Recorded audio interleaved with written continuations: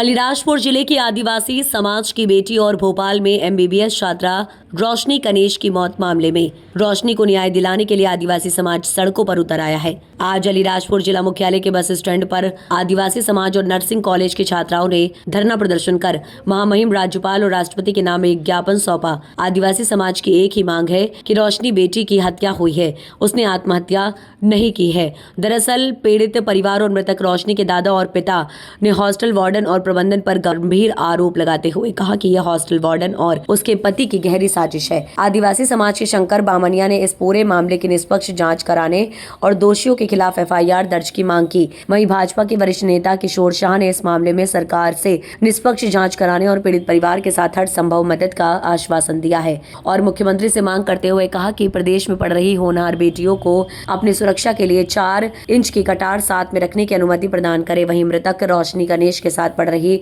उसकी सहेली ने भी रोशनी कनेश की हत्या की आशंका जताई और कहा कि रोशनी अलीराजपुर से जाते समय मुझसे मिली थी, लेकिन उसने मुझसे कुछ नहीं कहा। वो डिप्रेशन में बिल्कुल भी नहीं थी, उसने आत्महत्या नहीं की है, उसकी हत्या हुई है। ये बताया तो कहीं कहीं शक्कर मकरा गई कि ऐसा सोच के हमने खाली 2 माँ और उसका बाप गए। तो जाते जाते बीच में फिर ये वीडियो वालों ने बता दिया कि रोशनी की मौत हो गई। यूँ हमारे को तो किसी ने फ़ोन ही नहीं करा वहाँ से। वो वीडियो के माध्यम से फिर उसने हमको ये खबर मिली। यूँ तो ये अकेले गया, दो ही आदमी गए, दूसरे तो कोई गए नहीं। जाते जाते जाते उनको शाम पड़ गई, बहुत दूर है ना, इसलिए तो फिर वहाँ जाके देखा तो हॉस्पिटल में ले जाके पीएम करने का रास्ता देख रहे थे। हमारा कोई बयान नहीं लिया, कुछ करा नहीं, कहीं नहीं वहाँ देखने नहीं जाने दिया, ऐसा किया आपने। तो हमारे को ये शंका है कि जो मकान का मालिक है ने वो वार्डन है, उसने रात में उसकी घटना कर दी। फिर सुबह वो अपने बचाने के लिए खाली उसने डॉक्टर को पास ले गए, वहाँ ले जाके पटक दिए। बाकी उनकी पूरी उसने पहले जमा रखा कि ये आदिवासी की चोरी है, एक दूर की चोरी है, गुजराती बाउंड्री देने वाले हैं, ये कोई आने वाले हैं नहीं, तो उसको साट कर उसको मारे, ये डॉक्टर बन जाएंगे। तो इनकी पूरी टीम की ये उसने पहले टीम भी बनाई। यूँ ये हमारा कहना है। बाकी जो वार्डन है ना, उसका पति ने ये घटना करी है, तो उनके ऊपर कार्रवाई करना चाहिए, उनके ऊपर एफआईआर काटना चाहिए, उनको जेल भागना चाहिए, उनको कटकुश लेना चाहिए पुलिस को। उसी दिन गई थी, मतलब शनिवार को ही गई थी अपने अलीराजपुर से इंदौर। जो मांग बताओ, जो मांग अपन क्या चाहते प्रशासन से बताओ। रोशनी बेटी की हत्या हुई है, इसलिए हम मांग चाहते हैं कि न्याय मिले हमको, और हमारी बच्ची को हत्या करी उसको फांसी होना चाहिए, फांसी होना चाहिए। एफआईआर नहीं हुई तो और हम बैठेंगे, भोपाल में बैठेंगे और आंदोलन करेंगे, पूरी तरह से आंदोलन करेंगे। और डीन मैडम और वार्डन मैडम सब मिले हुए हैं, ये पूरी तरह से हमको कोई कैमरा बंद किया और गुमराह किया हमको पूरी तरह से। वार्डन और उसके पति के ऊपर उनके और सब ये पूरे स्टाफ उन्होंने वो खाली उसकी अच्छी से सीबीआई जांच होना चाहिए इसकी। और आज पूरे प्रदेश ही नहीं, देश के अंदर जो महिलाओं के बारे में, जो हॉस्टलों के बारे में जो कैमरे बंद बताए जा रहे हैं, जबकि सबसे ज्यादा महिला या लड़कियां जहां पर पढ़ रही है वहां पर सबसे ज्यादा ध्यान रखा जा रहा है, तो फिर वहां पर कैमरे कैसे बंद थे? कहीं न कहीं ये हॉस्टल वार्डन और हॉस्टल जो चला रहा है उनकी वास्तविक मिलीभगत है और उन्होंने हमारी बेटी की हत्या की है, उसको न्याय मिलना चाहिए, यही मैं आपसे कहना चाहता हूँ। और हम लोग पीड़ित परिवार के साथ जहाँ भी जाना चाहेंगे, जब भी हमको बुलाएंगे न्याय के लिए, उनकी लड़ाई लड़ने के लिए हम लोग हमेशा तैयार रहेंगे। बस इतना कहना। हमने अभी ज्ञापन सौंपा है, उन विषयों को जांच कमेटी को अवगत कराया जाएगा और उसको जो भी आपने जांच के बिंदु दिए हैं उस पर बिल्कुल साक्षात्कार करके उसमें वैधानिक कार्रवाई करेंगे। Thank you. जैसे कि सब बोल रहे हैं कि उसने सुसाइड किया है, लेकिन एक रात भोपाल जाने से पहले वो मेरे रूम पे आई थी। उसने शाम को आई थी, वो उसने मुझसे ऐसा कुछ नहीं कहा कि वो डिप्रेशन में है या फिर उससे पढ़ाई का प्रेशर है या ऐसा कुछ, और वो गई भी अच्छे से थी। और उसने मुझसे कहा था कि मैं एमबीबीएस, मैंने उससे पूछा था कैसा चल रहा है, उसने कहा कि ठीक चल रहा है, हम कर लेंगे, सब हो जाएगा। और ये सच हो ही नहीं सकता कि वो सुसाइड कर सकती, क्योंकि उसने, हम लोग छठी से 12वीं तक साथ में पढ़े, फिर इंदौर में भी हम साथ में थे तैयारी के समय पर।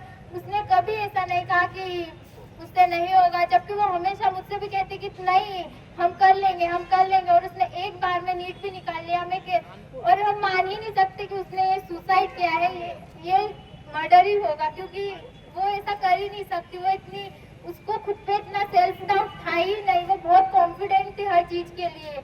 और हम इस बात पे तो भरोसा ही नहीं कर सकते कि उसने सुसाइड किया। एक रात पहले वो मुझसे मिलके गई और दूसरे दिन ऐसे कैसे हो सकता? हम लोग इतने सालों से साथ में थे, अगर उसको कुछ भी होता तो थोड़ा बहुत तो वो मुझे बताती ही, लेकिन उसने ऐसा कुछ नहीं कहा। और तो उसके बहुत सारे प्लान्स थे आगे के लिए कि हम यहाँ घूमने जाएंगे, ऐसा करेंगे। अगर वो डिप्रेशन में रहती तो वो ऐसी सब बातें क्यों करती मुझसे कि अपन लोग वहाँ घूमने जाएंगे, वहाँ घूमने जाएंगे? वो डिप्रेशन में नहीं थी, ये सब साजिश है, इस पे इन्वेस्टिगेशन होना चाहिए, ये मर्डर ही है।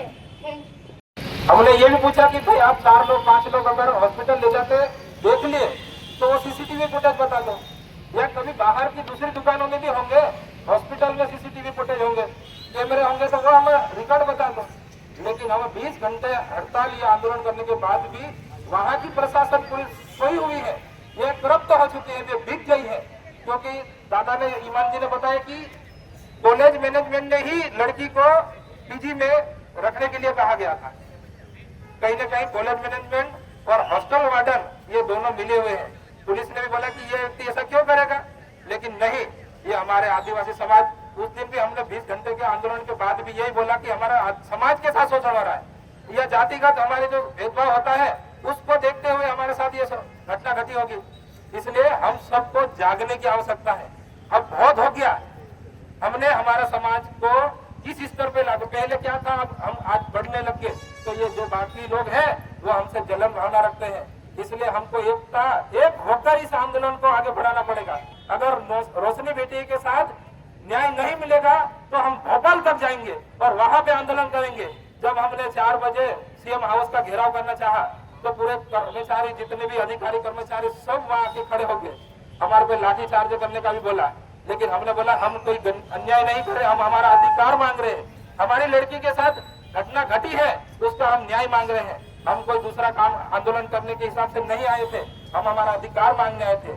लेकिन कहीं न कहीं फिर बाद में युवाओं ने बोला कि 3 दिन का हम पुलिस प्रशासन को समय देते हैं, अगर समय इस अंतराल में समय पे पूरा होने के बाद अगर कुछ निर्णय नहीं लिए तो हम आंदोलन करेंगे। और कल अगर नहीं होता है, कोई घटना मतलब बात नहीं आती है, तो हम वहाँ जाके आंदोलन करने के लिए भी बाध्य रहेंगे।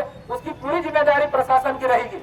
आज हम अलीराजपुर में इसलिए इकट्ठा हुए कि हमारा समाज अगर वहाँ जाना चाहे तो भी नहीं जा सकता, अगर हम चाहे तो चले भी जाएंगे। लेकिन हमने सोचा कि एक बार पूरे अलीराजपुर जिले को एक साथ बैठाए, समाज के साथ अन्य समाज के लोग भी बैठे हैं, वो सब एक साथ स्वर लगाएंगे तो कहीं न कहीं वहाँ सोए हुए जो अधिकारी बैठे हैं उनकी नींद खुल जाए और हमारी बेटिया के साथ जो अन्याय हुआ है उसको न्याय दे।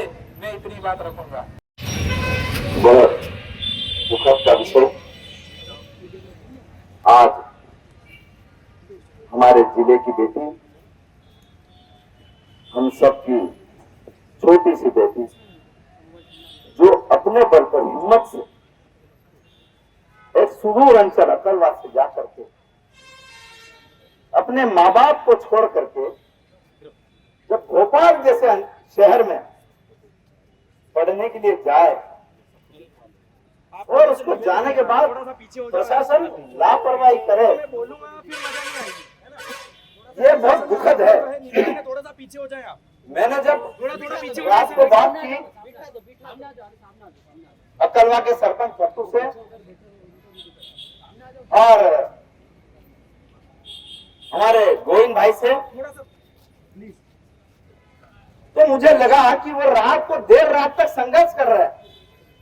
प्रशासन की जो बेटी अलीराजपुर से 600 किलोमीटर दूर जाकर के वहां पढ़ाई कर रही है और भोपाल के एसपी कलेक्टर को कोई चिंता नहीं है, वो आकर के हमारे समाज के लोगों से, हमारे परिजनों, बेटी के परिजनों से आकर के संतुष्टिपूर्ण जवाब भी नहीं देना चाहते। और अभी जैसे गोविंद भाई बता रहे थे कि लाठीचार्ज की तैयारी कर रहे थे, तो हम क्या भोपाल को लूट लेने के लिए थोड़ी गए थे? हम जांच की मांग कर रहे थे। हमने एक बेटी खोई है अपनी, उस बेटी के लिए आज अलीराजपुर से हजारों की संख्या में बच्चे मध्य प्रदेश और पूरे देश भर में पढ़ रहे हैं। वे क्या समझेंगे अपने आप को? अकेला असहाय समझेंगे क्या? प्रशासन की अपनी कोई जिम्मेदारी नहीं बनती है क्या वहां पर कि सुबह 6 बजे तक अलीराजपुर के ग्रामीण से उठ करके आदमी वहां जाता है, माता बहनें सड़कों पर बैठती है और कलेक्टर एसपी एसी में सोते हैं। दुर्भाग्यपूर्ण है ये।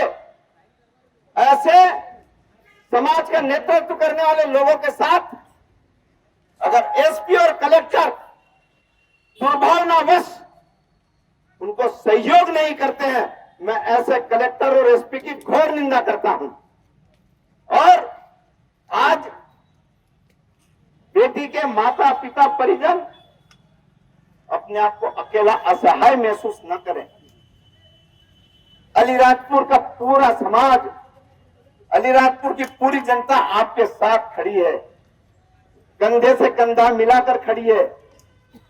और प्रशासन के लोगों को भी मैं बताना चाहता हूं, जो आज यहां पर सुरक्षा की दृष्टि से खड़े हैं, उनको आकर के जनता के बीच में खड़े रहना चाहिए और उनको दुखी परिवारों के दुख में शामिल होना चाहिए।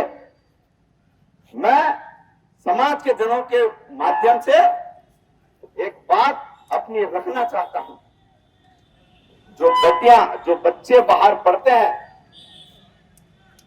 जो अपने आप को अकेला महसूस करते हैं, मैं इस मंच के माध्यम से उन सब बच्चों के लिए शासन से, प्रशासन से यह मांग करता हूं कि इनको सिख समाज की तरह इन बेटियों को एक 4 इंची का हथियार साथ में रखने की अनुमति देना चाहिए ताकि अपनी खुद की रक्षा कर सके।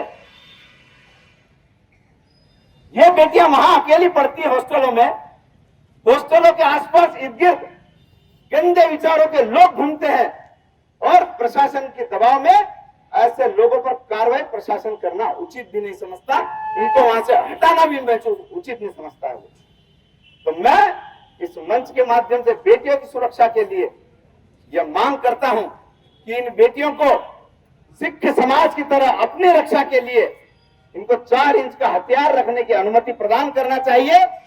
और अभी जो दिलीप भाई ने कहा कि माननीय नागर सिंह जी ने मुख्यमंत्री जी से जो चर्चा की है, उसके बाद एसआईटी का जो गठन हुआ है, उसमें प्रशासन के लोगों से मैं आग्रह करना चाहता हूं कि वो केवल मां बाप के बयान नहीं ले। जो लोग इस लड़ाई में शामिल हैं, जो कानून की भाषा जानते हैं, समाज की लड़ाई लड़ने वाले कार्यकर्ता, चाहे गोविंद भाई हो, शंकर भाई हो, नितेश भाई हो, या और भी जो मेरे मित्र अरविंद भाई जैसे यहाँ हैं, इन सबको भी शामिल उस जांच की एसआईटी में, इनको पार्टी बना करके इनसे भी बात करना चाहिए कि आगे से ऐसी घटनाओं की पुनरावृत्ति न हो।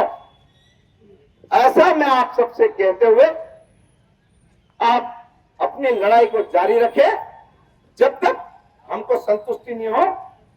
हमारी बेटी को जो उसकी मृत्यु हुई है, उसके लिए अगर हमको ये लग रहा है कि उसकी हत्या हुई है, तो उस हत्यारों तक पहुंचाने में प्रशासन हम सबका भी सहयोग ले, हम सबसे रास्ते में बातचीत करें, समय समय पर सलाह मशवरा करें। यही कहते हुए मैं अपनी बेटी को बहुत बहुत श्रद्धांजलि अर्पित करता हूं और परिवार के दुख के समय मैं उनके साथ कदम से कदम मिलाकर खड़ा हूं, कंधे से कंधा मिलाकर खड़ा हूं। यही कहते हुए मैं अपनी बात को यही विराम देता हूं।